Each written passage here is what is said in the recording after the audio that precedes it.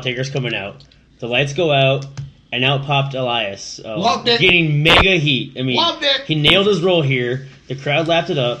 And Cena left the ring. Elias sung his song, inciting Cena to get back in the ring and beat him down. But then that's where I kind of was like, well, that kind of just ruined his heat a little bit. Because it was really, Elias got nothing off. He just beat him down. So Super Cena just destroyed Elias' heat he just had going. Yeah. Cena leaves the ring like that's it. Okay, all disappointed. The lights go out again. Taker's clothing appear in the ring. Cena sold it terrifically. I mean, his facial expressions, his acting made this whole thing. And the gong hits. Taker makes his way to the ring. No, you missed his old school lightning.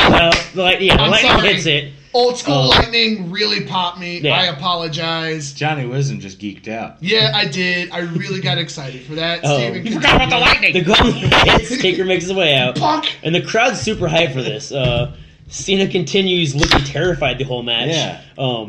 And it lasts a matter of minutes, though. I mean, Taker squashes Cena. So Cena squashes Elias. Taker squashes Cena. It's not the whole segment's great. Everyone plays their parts well, especially Cena. But it was left. It was a nothing match. But it'll likely play a bigger angle later. Because at this point, are we going to see in the next 12 months? Is it going to be a recycle of the HBK storyline with Cena becoming obsessed with the idea of Taker at next year's Mania again? Leading him putting his career on the line, maybe. Taker looked in much better shape this year, and I think this was more of a greatest hit tour than an actual match. But I think they could build the next year in that same HBK storyline they did before. Big boot They also dog. did it with Rock and Cena.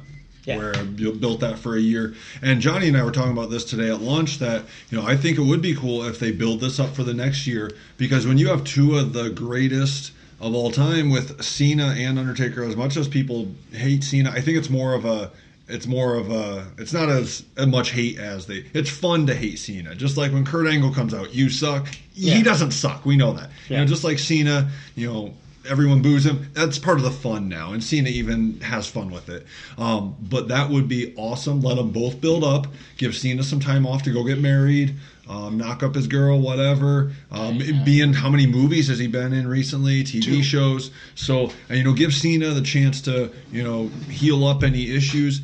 Because at first when it was the squash, it disappointed me. Yeah. But then I was thinking longer term, and I think, Steven, you're onto something here where they could have a big build. Next year, WrestleMania, they give these two the time that they deserve, and then Undertaker can truly rest in peace after Cena does beat him. And I picked Undertaker to win if it were to happen, because Cena doesn't need it, and Undertaker, I think it'd be better for him to get this kind of streak going again, in a sense. Yeah.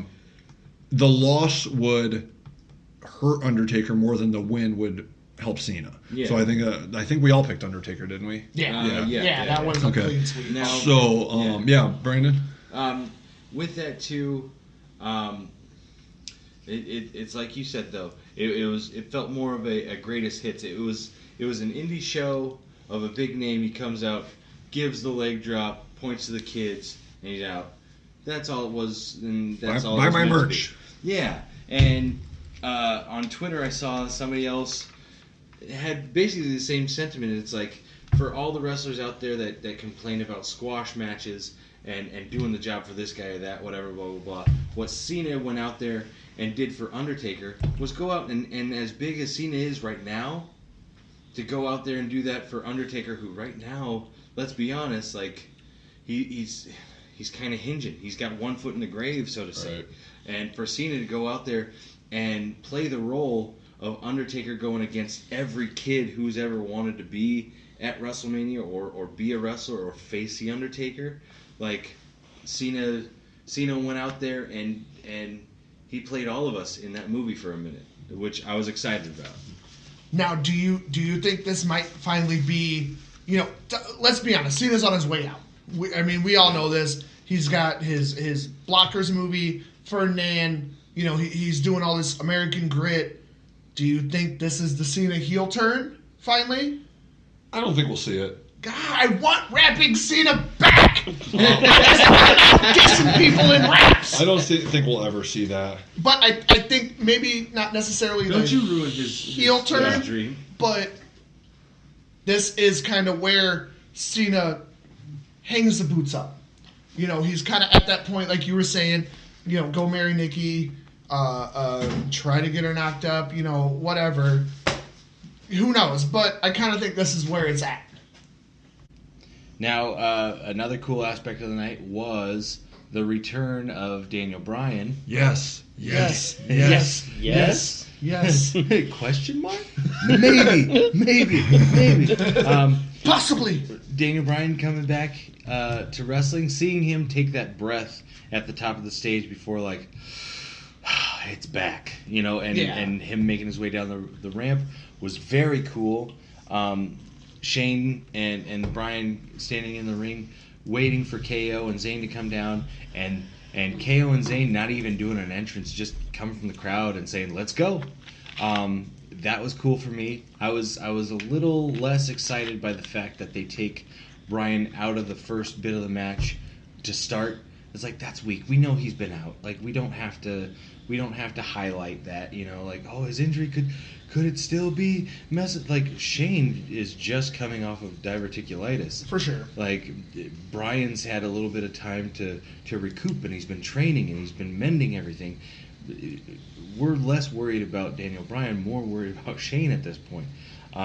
So for Shane to come in and really take this match on his shoulders from both Zayn and Kevin Owens, for me it was a bitter pill to swallow, but you know, that's the way they went with it. Whatever. But then once you get Daniel Bryan into the match and actually get things going, this is one of those matches that everybody was gunning for, was amped for, was hyped for. This whole crowd was ready for it. And so to see it take shape and go the way that it, I was super happy about it. And I was kind of expecting, with the fact that if Zayn and Kevin Owens won this match, they were reinstated, they were brought back in. I was figuring that they were going to win. Like, it was a shoo-in win for those two, which would have been okay too. It's like, okay, Daniel Bryan comes back. He can't come back from a couple year hiatus and then also win his first match in, could he? Like, he doesn't need that. He's already got the high of he's back. Right, that's enough. Yeah, but for Bryan and Shane to win the match, and for KO and Zayn to still be out, leaves their future in the balance. Could they go to Raw? Could they still find a way to get back into SmackDown? Leaves that open, and everybody's still riding the high of Bryan. So I was excited about it. But yeah, that's my piece. What did you guys think? You know, you're talking about how Shane, you know, just getting over the diverticulitis. Shane's always been a great punching bag, though. Yeah, He can take it. You know, he had a WrestleMania match with The Undertaker. I mean, you know, not many people can say that, and it was a great match. For sure. And then another thing I mentioned before, when they announced Daniel Bryan he's cleared to return. First off, how long do you guys think he was actually cleared before they announced it? I could see it being months. Yeah. I think it was a lot of WWE finally listening to the doctors outside of their doctor who cleared him. Right. But do you think WWE doctors actually cleared him months before, and they just been waiting to announce it so they can build this Mania match? I don't know if it was months, maybe when they decided to go the route of this Mania match. Okay. You know, maybe since Rumble or Fastlane or something like that. Sure.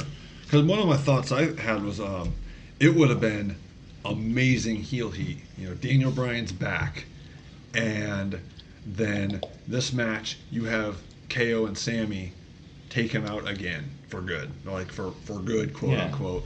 So, I mean, imagine the heel heat there where, DB has a great return. It's huge. Yes. And then he's out again. Yeah. And they take another, couple months off. And then the actual big return at SummerSlam or something like that. He gets his redemption story. So that would have been some awesome heel heat if they were going to have Sami and Kevin win the match. Shane, he got his spots in. That guy, he's such a good performer. Wrestler, he's good enough. Yeah. But as a performer, just awesome. And I think the match, I didn't see Sami or Kevin winning at any aspect. You can't have Daniel return, I don't think, and then have it end on a low like that. Now, Shane could have taken the pinfall, sure, but I didn't see it ever going that route. David? Yeah, so first things first, I mean, it's great to see Bryan back in the ring. Opposed to your thoughts in the beginning of the match, Brandon, I like the booking to the start. Shane, I mean, him taking out like that, and Shane going out. Shane did extremely well, especially for this not being a street fight and stuff like that too. Like most of his Mania matches, there's some sort of stipulation like that. It's not just a regular match. Yeah. And he did really well in this for not having all that stuff as well. I mean, things picked up a lot more when Bryan made his return, and it looks like he really hasn't been out of the ring at all. Both Sami and Kevin's character work here was spot on, and surprisingly, there's no shenanigans involved in the match really at all. When Bryan picked up the win, I didn't think there was any. Picked up the ring. When he picked up the win, which means Zayn and Owen are going to move on now. They'll likely just be off TV until the draft, or they show up on Raw tonight. I mean, there's numerous things they're going to go with on it. Owens is moving to 205 Live. Twice. Because he can only go halfway the first time. Well, halfway there. I mean, or if they're off TV until a new GM or a commissioner or something like that's on SmackDown too. I mean, there's numerous routes I can go here. So them losing was the obvious choice, like you said. Bryan wasn't gonna lose in his return. It will be interesting to see where they go with Bryan though next on this, because is he gonna stay the GM of SmackDown or is he gonna become a full-time wrestler again too? Yeah. His performance was obviously promising and he did really well. So interesting to see where they go with this. My thoughts on it. Yeah. No. Like I was with you, Brandon, and we could see that Bryan legitimately was teared up coming out on that stage 3 years later when he worked twice in one night, won the title. It really meant a lot to him.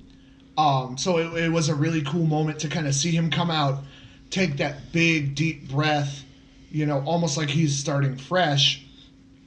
Everybody's kind of all you guys were talking about, you didn't really know what was going to happen with the reinstating thing.